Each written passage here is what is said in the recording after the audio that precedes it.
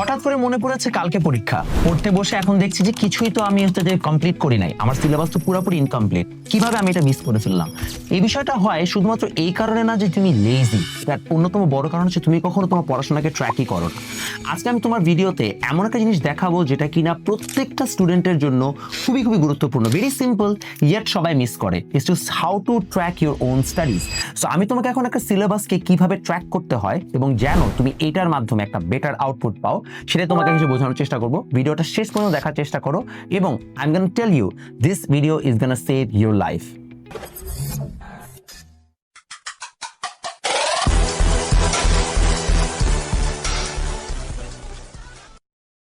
So এটা করার জন্য what we need to do is first আমাদেরকে একটা এরকম প্লেন কাগজ নিতে হবে। আমরা এটা ডিজিটালিও করতে পারি, বাট আমি তোমাদেরকে আগে অ্যানালগ সিস্টেমটা দেখাই। কাগজটা নেওয়ার পরে তুমি এটাকে টু ফোল্ড করবা। টু ফোল্ড করার পরে তুমি এটাকে আরেকটা ফোল্ডিং দিবা। সো টোটাল তুমি এরকম 4 ফোল্ড করে একটা কাগজ নিবা। নেওয়ার পর এখন তুমি এটাকে ওপেন করো। ওপেন করার পরে এখানে দেখো তোমার 4টা সেকশন তৈরি হয়েছে।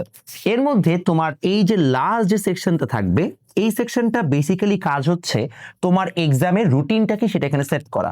সাপোজ তোমার এক্সাম জানুয়ারি, মানে এখন তো জানুয়ারি মাস হচ্ছে, সাপোজ তোমার এক্সাম হচ্ছে যে এপ্রিলের 1 তারিখে, তাহলে তুমি এরকম ভাবে আগে সুন্দর মতো তোমার এক্সামের রুটিনটা এখানে সেট করবা যে এই এপ্রিলের এক্সাম, মনে করো তোমার হাফ ইয়ারলি এক্সাম, যে তোমার একটা হাফ ইয়ারলি এক্সাম থাকবে, ফার্স্ট ইয়ার ফাইনাল থাকবে, কিছু একটা থাকবে, একটা লিখলে এই জায়গায় হাফ ইয়ারলি এক্সাম লিখে এই জায়গায় তুমি প্রত্যেকটা সাবজেক্টের রুটিন লিখবা যে কবে কোন এক্সাম। ফর এক্সাম্পল বাংলা এক্সামটা তোমার হচ্ছে যে কবে, ডেট দিবা এই জায়গায়, এবং তার সাথে সিলেবাস এখানে ডিটেইলে লিখে ফেলবা যে তোমার কি কি সিলেবাস থাকবে, সুন্দর মতো এখানে লিখে ফেলবা। এখন বলতে পারো যে ভাই আমার স্কুল বা কলেজ তো আমাকে সবসময় সিলেবাস দেয় না, তারা তো সিলেবাস আপডেট করতে থাকে। ফাইন, যখনই আপডেট করবে তুমি এই জায়গায় সুন্দর মতো আপডেট করে ফেলবা। এই জন্য তোমার একটা ব্ল্যাঙ্ক কাগজ থাকে, তুমি এখানে জাস্ট যখন যেটা পড়াবে সেটা তুমি আপডেট করে ফেলবা। করার পরে এখন তোমার কাজ হচ্ছে এই জায়গাটাতে তোমাকে সেট করতে হবে যে তোমার যে হাফ ইয়ারলি এক্সামের সিলেবাসটা আছে সেখানে তুমি আসলে এক একটা চ্যাপ্টার পড়তে তোমার কিরকম সময় লাগা উচিত। সো এখানে আমরা দিব হচ্ছে যে হাউ মাচ টাইম রিকোয়ার্ড।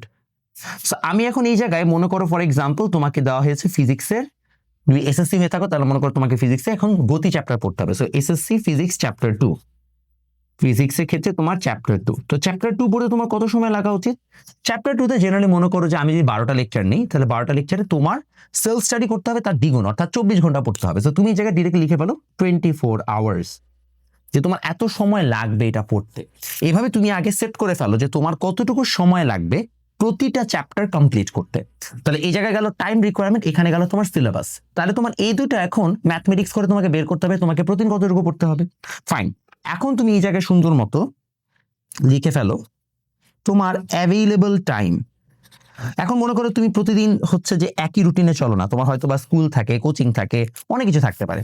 তো তুমি যখন তোমার অ্যাভেলেবল টাইমগুলো লেখো যে প্রতিদিন তুমি কিরকম সময় সেলফ স্টাডি করতে পারবা। সো সাপোজ তুমি হচ্ছে যে সানডেতে তোমার কোচিং থাকে 2টা, তাহলে তুমি বাসায় এসো 6টার সময়, তাহলে তুমি এখানে 7টা থেকে 11টা পর্যন্ত পড়তে পারবা, তথা তোমার 4 ঘন্টা এখানে হচ্ছে যে প্রতিদিনে কি পড়ার টাইম।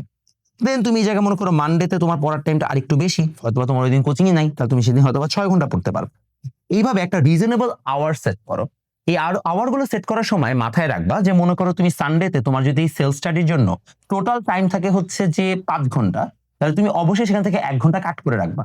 কারণ 1 ঘন্টা তোমার অলওয়েজ স্পেয়ার টাইম রাখতে হয়। হইতেই পারে তোমার মন ভালো না, হইতেই পারে তুমি অসুস্থ হয়ে পড়েছো, এই জন্য একটা স্পেয়ার টাইম রাখাটা খুবই খুব ইম্পর্টেন্ট। 10% টাইম স্পেয়ার টাইম আকারে সরাই দিবা, বা প্রতিদিন যা তুমি মানে পড়তে বসার ক্ষেত্রে তুমি যতটুকু টাইম ধরে রাখো তার থেকে 1 ঘন্টা টাইম তুমি কম ধরবা। তাহলে তোমার রুটিনটা বা তোমার এই ট্র্যাকিংটা মোর রিয়েলিস্টিক হবে। এই যে তোমার হচ্ছে যে সবকিছু হয়ে গেল না, এখন তোমার ফাইনাল হচ্ছে কি এক্সিকিউশন টাইমলাইন। এই জায়গায় তুমি এখন এটাকে এক্সিকিউট করবে। কিভাবে এক্সিকিউট করবে চলো দেখাই। Execution timeline. তো তুমি এখন মোটামুটি বুঝে ফেলছো যে তোমার কবের মধ্যে কি কি শেষ করতে হবে। তো তুমি তো জানোই যে তোমার যদি এতটুকু সিলেবাস হয় কবের মধ্যে কি করতে হবে। সো তুমি এখন এই জায়গায় সুন্দর মতো ফিজিক্স লিখো ফার্স্টে, মানে তুমি সাবজেক্ট লেখো। সাবজেক্ট লেখার পরে এইবার তুমি এই জায়গায় লিখে ফেলো যে তোমার এই ফিজিক্সের মধ্যে মনে করো একটা চ্যাপ্টার 2।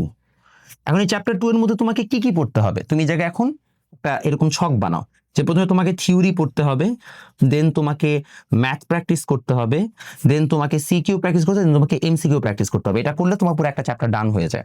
তুমি এখানে ঘর দিয়ে দাও। এই ঘরগুলো দেওয়ার পরে এখন যখনই তোমার কিছু একটা পড়া হয়ে যাবে তুমি এখানে টিক মার্ক দিবা। পড়া হয়ে গেলে তুমি একটা টিক মার্ক দিবা। এইভাবে যখন তুমি হচ্ছে যে সুন্দর মতো তোমার একটা এন্টায়ার হচ্ছে যে ট্র্যাকার বানায় ফেলছো, যে আচ্ছা ঠিক আছে আমার এই দিন এক্সাম, এতটুকু সময় হচ্ছে যে আমার পড়তে হবে, প্রতিদিন আমার এতটুকু টাইম দরকার, তুমি এখানে হিসাব করে দেখবে আদৌ তোমার এক্সামের আগে সিলেবাসটা শেষ হচ্ছে কিনা। শেষ হয়ে থাকলে fine, your good to go. না হয়ে থাকলে ওকে, তোমাকে কিছু একটা করতে হবে, ইউ ফিগার দ্যাট আউট। এবং ফাইনালি তুমি এখানে ট্র্যাক করতেছো তোমার কতটুকু পড়া হয়েছে, হয়ে গেলে সেখানে তুমি টিক মার্ক দিচ্ছ। এটার আরো বেটার ভার্সন বানানো যায়, যেমন ফর এক্সাম্পল চ্যাপ্টার 2 এ তুমি টপিক ভিত্তিক আলাদা করে সেখানে তুমি মার্কার আকারে ইউজ করতে পারো, বাট সেটা তোমার এই কাগজে না করে তোমাকে করতে হবে ডিজিটালি একটা এক্সেল ফাইলে। তখন তুমি গুগল স্প্রেডশিট ইউজ করেও করতে পারো। আমি সাধারণত গুগল স্প্রেডশিট ইউজ করি, আমার এন্টায়ার সকল কাজকে হচ্ছে যে ট্র্যাক করার চেষ্টা করি। বাট এই স্টাডি ট্র্যাকারটা তোমার প্রত্যেকটা স্টুডেন্টের জন্য বানানোটা খুবই খুবই গুরুত্বপূর্ণ। এরকম একটা সুন্দর স্টাডি ট্র্যাকার তুমি যদি বানায় ফেলতে পারো, তাহলে দেখবা যে তোমার পড়াশোনার এফিসিয়েন্সি অনেক বেড়ে গেছে। বিকজ নাও ইউ নো যে তুমি যদি একদিন না পড়ো তাহলে তোমার সেটা কনসিকুয়েন্সেস ফেস করতে হবে, তুমি পরীক্ষার আগের দিন রাতে এরকম হুড়মুড় করা শুরু করবা। সমস্যাটা এই জায়গায় না যে আসলে আমরা জানি না যে আমাদের পড়তে হবে, সমস্যা হচ্ছে আমরা যে পড়তেছি না এবং সেটার কনসিকুয়েন্স কি সেটা আমরা বুঝতে পারি না। ট্র্যাকারটা দিয়ে আমরা সেই জিনিসটা ভালোভাবে বুঝতে পারবো। আশা করি এই স্টাডি ট্র্যাকার বানানোর আইডিয়াটা তোমাদের অনেক কাজে লাগবে। তোমরা যদি কেউ বানিয়ে থাকো, কাইন্ডলি তোমরা আমার প্রতিজ্ঞা যে গ্রুপটা আছে সেই গ্রুপে অবশ্যই পোস্ট করো, পোস্ট করে আমাকে জানাও যে তোমাদের স্টাডি ট্র্যাকার তোমরা কিরকম ভাবে বানিয়েছো, how does it really look, যেন অন্যরাও ইন্সপায়ার্ড হয়। এবং আমাকে জানাও যে তোমাদের এই ধরনের ভিডিও কি পছন্দ কিনা, তাহলে আমি অবশ্যই কমেন্টে এটা দেখলে তোমাদের জন্য এরকম আরো ফার্দার হচ্ছে স্টাডি হ্যাকস এর ভিডিও বানানো শুরু করব। আমার ভিডিওগুলো কিন্তু কোনো জায়গা থেকে ইন্সপায়ার্ড না, মানে ইন্সপায়ার্ড হয়তো বা, বাট কোনো জায়গায় কপি পেস্ট না, এগুলো ফুললি আমার নিজস্ব আইডিয়া। তো আশা করি যে তুমি যদি আমার চ্যানেলটাকে সাবস্ক্রাইব করে রাখো, তাহলে তুমি এরকম আরো ভিডিও হলো, এরকম আরো সামনে অনেক ভিডিওস দেখতে পাবা। দেখা হয় তোমাদের সাথে নেক্সট ভিডিওতে ইনশাল্লাহ।